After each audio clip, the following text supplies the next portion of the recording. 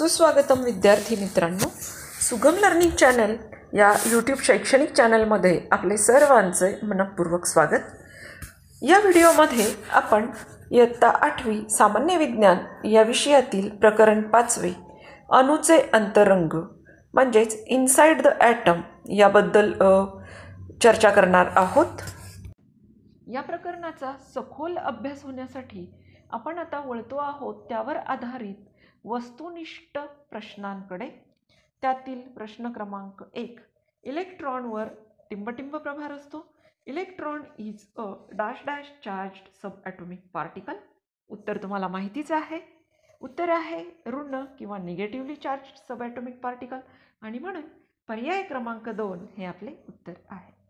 प्रश्न दुसरा, प्रोटॉनवर टिंबटिंब प्रभार असतो। Proton is a dash dash charged sub atomic particle.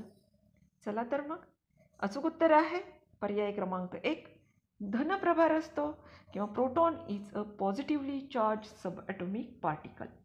प्रश्न तिसरा, न्यूट्रॉनवर टिंबटिंब प्रभार असतो। Neutron is a dash dash charged sub atomic particle. इथे पर्याय 3 हे उत्तर नाही। उत्तर आहे पर्याय क्रमांक 4, न्यूट्रॉन हा विद्युतदृष्ट्या उदासीन असतो किंवा neutron is a electrically neutral charged sub atomic particle. म्हणून ऑप्शन आहे पर्याय क्रमांक 4। प्रश्न चौथा, अणुकेंद्रकापासून सर्वात जवळचे इलेक्ट्रॉन कवच टिंबटिंब आहे। The shell nearest to the nucleus is dash shell आणि उत्तर तुम्हाला माहितीच आहे। पहिले शेल किंवा पहिले कवच म्हणजे के शेल किंवा के कवच। म्हणून option number 1 K is the answer. प्रश्न 5, के या कवचाची इलेक्ट्रॉन धारकता किती? The maximum number of electron in K shell is. K shell हे पहिलं कवच आहे आणि पहिल्या कवचाची इलेक्ट्रॉन धारण करण्याची क्षमता जास्तीत जास्त 2 असते। म्हणून के कवचाची इलेक्ट्रॉन धारकता पर्याय क्रमांक 1 म्हणजेच 2 इलेक्ट्रॉन। प्रश्न 6, एल कवचाची इलेक्ट्रॉन धारकता किती? The maximum number of electron in L shell is. L कवच एल शेल म्हणजे क्रमांक 2चे आणि दुसऱ्या कवचाची धारकता असते 8। म्हणून ऑप्शन नंबर 2 हे आपले उत्तर। प्रश्न 7, एम या कवचाची इलेक्ट्रॉन धारकता किती? The maximum number of electron in M shell is. M shell किंवा एम कवच म्हणजे तिसरे कवच आणि तिसऱ्या कवचाची इलेक्ट्रॉन धारण करण्याची क्षमता आहे 18 आणि म्हणून पर्याय क्रमांक 3 18 हे आपले उत्तर। प्रश्न 8, एन या कवचाची इलेक्ट्रॉन धारकता किती? The maximum number of electron in N shell is. N shell म्हणजे क्रमांक 4चे शेल किंवा क्रमांक 4चे कवच आणि चौथ्या कवचाची जास्तीत जास्त इलेक्ट्रॉन धारण करण्याची क्षमता आहे 32 आणि म्हणून या प्रश्नाचं उत्तर आहे पर्याय क्रमांक 4 32। प्रश्न 9, एका प्रोटॉनचे वस्तुमान टिंबटिंब हे आहे। Mass of one proton is approximately dash dash. एका प्रोटॉनचे वस्तुमान 1 यू एवढे असते।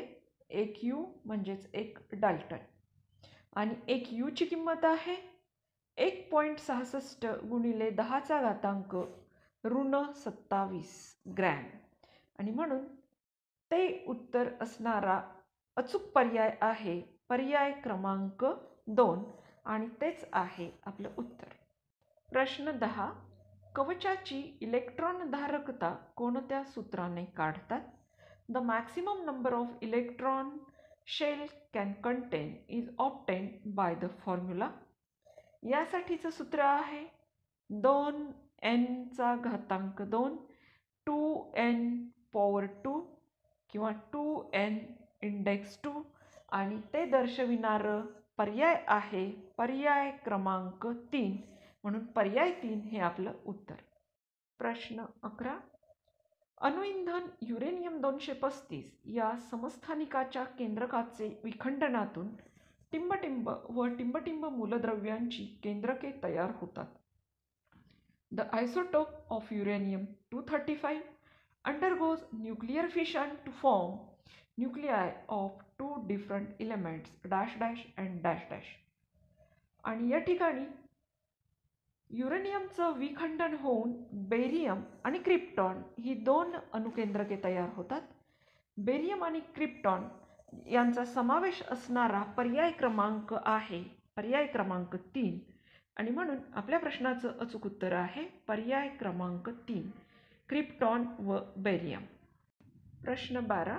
अणुभट्टीमध्ये शृंखला अभिक्रिया नियंत्रित करण्यासाठी कशाची आवश्यकता असते? To control the chain reaction in the nuclear reactor it is necessary to dash dash. आता या ठिकाणी आपण लक्षात ठेवायचं आहे की न्यूट्रॉनचा वेग या ठिकाणी कमी करावा लागतो आणि संख्यासुद्धा कमी करावी लागते तरच शृंखला अभिक्रिया नियंत्रित होते. आणि म्हणून या ठिकाणी न्यूट्रॉनचा वेग कमी करणे आणि त्यांची संख्या कमी करणे यासाठीचा पर्याय आहे पर्याय क्रमांक 2 आणि म्हणून उत्तरसुद्धा आहे पर्याय क्रमांक 2. प्रश्न 13. एकही न्यूट्रॉन नसणाऱ्या अणूच्या मूलद्रव्याला ओळखा. Identify the element which do not have neutron in its atom. आणि याचं उत्तर आहे हायड्रोजन ॲटम किंवा हायड्रोजन अणू. हायड्रोजन अणूच्या केंद्रकामध्ये एकही न्यूट्रॉन नसतो आणि म्हणून पर्याय क्रमांक 2 हे या प्रश्नाचे अचूक उत्तर. प्रश्न 14. अणुऊर्जा मिळविताना टिंबटिंब होते. In a nuclear reactor the nuclear energy is released by bringing about. या न्यूक्लियर रिॲक्टरमध्ये किंवा अणुभट्टीमध्ये युरेनियम 235चं विखंडन होऊन दोन अणुकेंद्रके तयार होतात बेरियम आणि क्रिप्टॉन. केंद्रकीय विखंडन ही महत्त्वाची प्रक्रिया तिथे घडते आणि ते दर्शविणारा आणि प्रश्नाचं उत्तर असणारा अचूक पर्याय आहे पर्याय क्रमांक 2 केंद्रकीय विखंडन किंवा न्यूक्लियर फिशन. प्रश्न 15. पाण्याच्या रेणूतील हायड्रोजन आणि ऑक्सिजन अणूंची संयुजा अनुक्रमे टिंबटिंब व टिंबटिंब ही आहे. The valency of hydrogen atom and oxygen atoms in water molecule is dash dash आणि डॅश डॅश. हायड्रोजनची संयुजा 1 असते तर ऑक्सिजनची संयुजा 2 असते. अनुक्रम जर विचारात घेतला तर हायड्रोजनसाठीचा अंक आहे 1 आणि ऑक्सिजनसाठीचा आहे 2 आणि 1 आणि 2 असा अनुक्रम असणारा पर्याय क्रमांक 1 हे आपल्या या प्रश्नाचे उत्तर. प्रश्न 16. एका मूलद्रव्याच्या अणूचा अनुक्रमांक 11 व अणुवस्तुमानांक 23 आहे तर त्यात असणाऱ्या न्यूट्रॉन्सची संख्या टिंबटिंब आहे. Find the number of neutrons in an atom of the element which have atomic number 11 and atomic mass number 23. या ठिकाणी न्यूट्रॉनची संख्या काढायची असेल नंबर ऑफ न्यूट्रॉन्स काढायचे असतील तर अणुवस्तुमानांक मधून अणुक्रमांक वजा करायचा. म्हणजेच 23 मधून 11 वजा करायचे. 23 मधून 11 वजा केले तर आपल्याला उत्तर मिळतं 12 आणि म्हणून पर्याय क्रमांक 3 12 हे आपल्या प्रश्नाचे अचूक उत्तर. प्रश्न 18. पुढीलपैकी कोणते हायड्रोजनचे समस्थानिक नाही? Which of the following is not an isotope of hydrogen. हायड्रोजनचे आयसोटोप्स किंवा समस्थानिक आहेत हायड्रोजन, ड्यूटेरियम, ट्रिटियम आणि हेलियम मात्र हा निष्क्रिय वायू आहे ते हायड्रोजनचे समस्थानिक नाही म्हणून या प्रश्नाचं उत्तर आहे पर्याय क्रमांक 1 हेलियम. प्रश्न 19. पुढीलपैकी कोणते कार्बनचे समस्थानिक नाही? Which of the following is not an isotope of carbon. कार्बनची 3 समस्थानिके आहेत C12, C13, C14. म्हणजेच C11 हे कार्बनचे समस्थानिक किंवा आयसोटोप नाही आणि म्हणून या प्रश्नाचं उत्तर आहे पर्याय क्रमांक 1 C11. प्रश्न 20.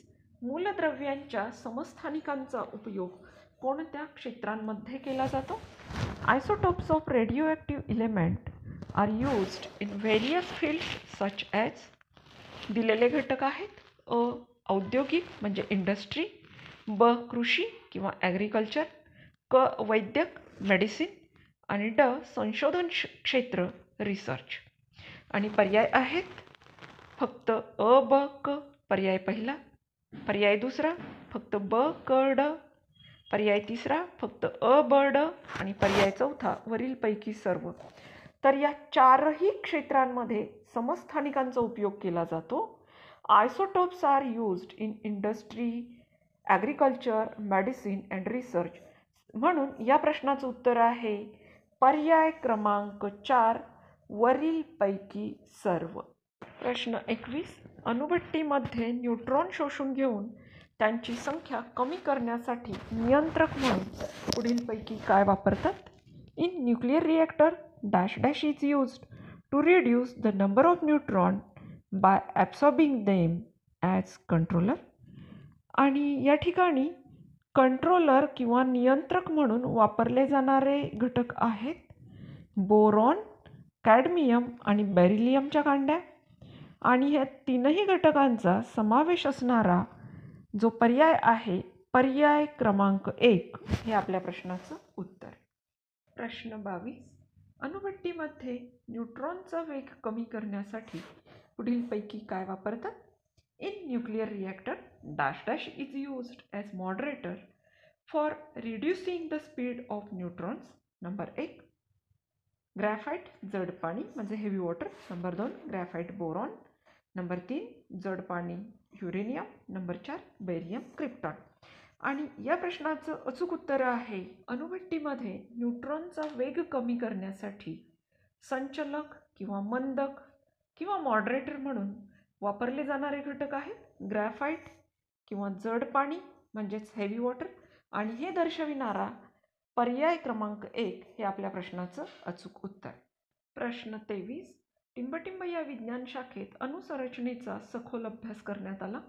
Atomic structure was thoroughly studied in dash branch of science. आता या प्रश्नाचं उत्तर जर विचारात घेतलं तर भौतिकशास्त्रामध्ये पण अणुसंरचनेचा विचार केलेला आहे आणि रसायनशास्त्रामध्ये देखील केलेला आहे. पण रसायनांचा संबंध रेणुसूत्रांचा, अणुवस्तुमानांक, अणुक्रमांक या सर्वांचा जास्तीत जास्त संबंध येणारी विज्ञानाची शाखा आहे रसायनशास्त्र. आणि म्हणून या प्रश्नाचं उत्तर आपल्याला विचारात घ्यावं लागेल पर्याय क्रमांक 3 रसायनशास्त्र. प्रश्न 24. कॅन्सरसारख्या आजाराच्या वैद्यकीय उपचारात कोणते समस्थानिक वापरतात? Radio active isotope dash dash is used in the medical treatment of fatal diseases like cancer. आणि कॅन्सरसाठी जे उपचार केले जातात त्यामध्ये वापरलं जाणारं समस्थानिक आहे रेडिओ ॲक्टिव्ह आयसोटोप आहे कोबाल्ट 60. म्हणून पर्याय क्रमांक 1 हे आपल्या प्रश्नाचं उत्तर. प्रश्न 25.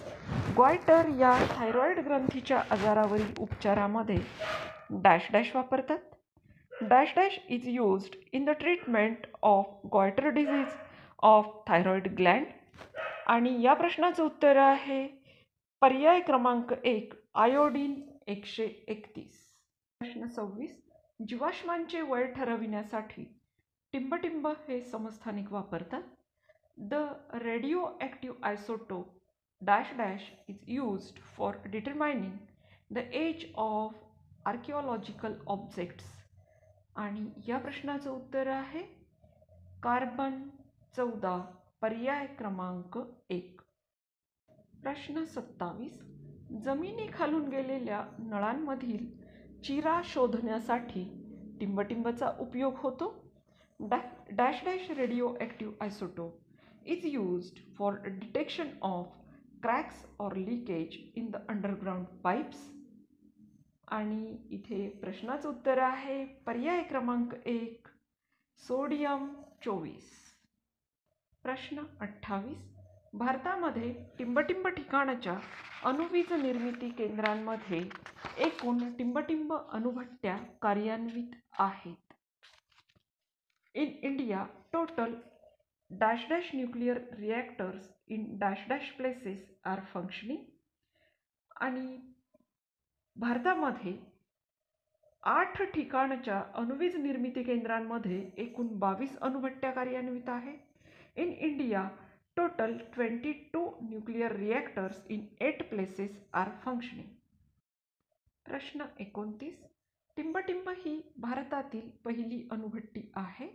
Dash dash is the first nuclear reactor in India. आणि उत्तर आहे अप्सरा. प्रश्न 30. अप्सरा ही मुंबईच्या भाभा अणुसंशोधन केंद्रात टिंबटिंब रोजी कार्यान्वित झालेली भारतातील पहिली अणुभट्टी आहे. Apsara at Bhabha atomic research centre in Mumbai is the first nuclear reactor in India which went critical on, and the answer is 4th August 1956, 4 August 1956. प्रश्न 31. या किरणोत्सर्गी मूलद्रव्याचे साठे भारतात मोठ्या प्रमाणात आहेत. India has large reserves of the radio active element. आणि उत्तर आहे thorium 232 किंवा थोरियम 232. प्रश्न 32. NaCl सोडियम क्लोराईड या रेणुसूत्रावरून सोडियमची संयुजा टिंबटिंब आहे. From the molecular formula of sodium chloride NaCl the valency of sodium is dash dash.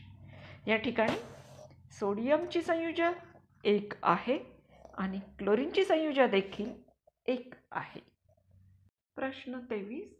सोडियमचे electron स्वरूपण टिंबटिंब आहे. The electronic configuration of sodium is dash dash.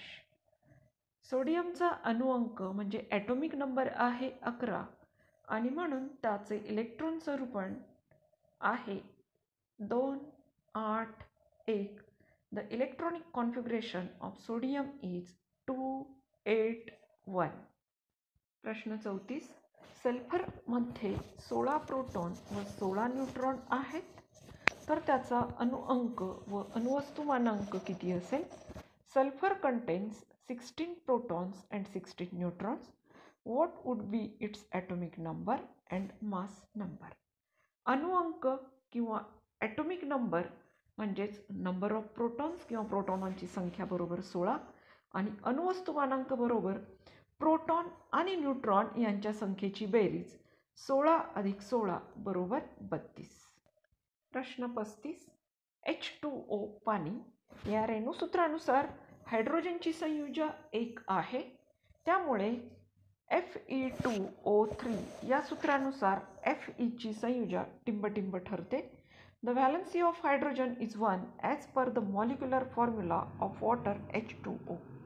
Therefore, valency of iron Fe turns out to be dash dash as per the formula Fe2O3. H2O रेणुसूत्रानुसार हायड्रोजनची संयुजा 1 आणि ऑक्सिजनची 2. मग त्याच निकषाचा जर वापर केला तर त्यावरून ऑक्सिजनची संयुजा मिळते 2 आणि म्हणून Fe2O3 मध्ये 3 ऑक्सिजन अणूंची एकूण संयुजा होते 6 आणि म्हणून Fe ची संयुजा होईल 6/2 बरोबर 3. आणि आता शेवटचा प्रश्न क्रमांक 36. खालीलपैकी निष्क्रिय वायूंचा गटसंच ओळखा. Identify the set of inert gases from the following. पर्याय क्रमांक 1 helium, neon, argon. Number 2 oxygen, carbon dioxide, helium. Number 3 oxygen, carbon dioxide, neon. Number 4 oxygen, carbon dioxide, argon. यापैकी ऑक्सिजन आणि कार्बन डायऑक्साईड निष्क्रिय वायू नाहीत, त्यामुळे पर्याय 2, 3, 4 वगळले गेले. पर्याय क्रमांक 1 मध्ये असणारे 3ही वायू निष्क्रिय वायू किंवा इनर्ट गॅसेस आहेत, म्हणून उत्तर आहे पर्याय क्रमांक 1. या सर्व महत्त्वाच्या प्रश्नांचा आढावा या व्हिडिओमध्ये घेतलेला आहे. पुन्हा भेटणारच आहोत पुढच्या पाठ्यघटकासह पुढच्या व्हिडिओमध्ये. तोपर्यंत लाईक, शेअर आणि सबस्क्राईब जरूर करा. बाय बाय आणि थँक्यू.